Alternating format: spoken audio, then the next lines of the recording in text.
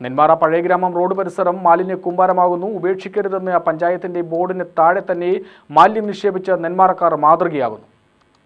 മാലിന്യം നിക്ഷേപിക്കരുതെന്ന മുന്നറിയിപ്പ് നൽകുന്നതിന് പഞ്ചായത്ത് സ്ഥാപിച്ച ബോർഡിന് താഴെ തന്നെയാണ് മാലിന്യങ്ങൾ ഈ പ്രദേശത്തുകാർ ഉപേക്ഷിക്കുന്നത്.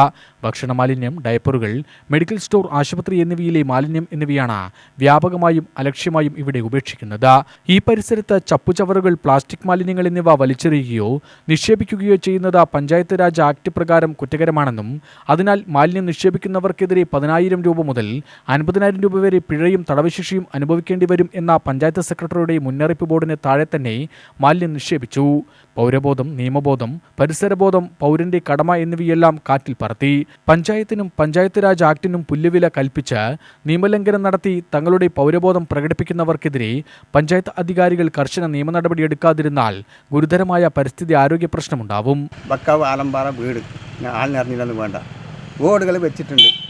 വേസ്റ്റുകൾ കണ്ടമാനം എത്രയും പഞ്ചായത്ത് നിരന്തരം ബോർഡ് വെച്ചുകൊണ്ടിരിക്കുന്നത് തന്നെയാണ്. പക്ഷേ അതിനെ മാറ്റാനുള്ള ഒരു സംവിധാനം കാണുന്നില്ല. കുറേ അവർ വലിച്ചിട്ട് പോകും, വീണ്ടും വീണ്ടും ഇവിടെ കൊണ്ടത് നിർത്തുന്നുണ്ട്. അത് ഭയങ്കര ഡേഞ്ചറായിട്ട് മാറുകയാണ്.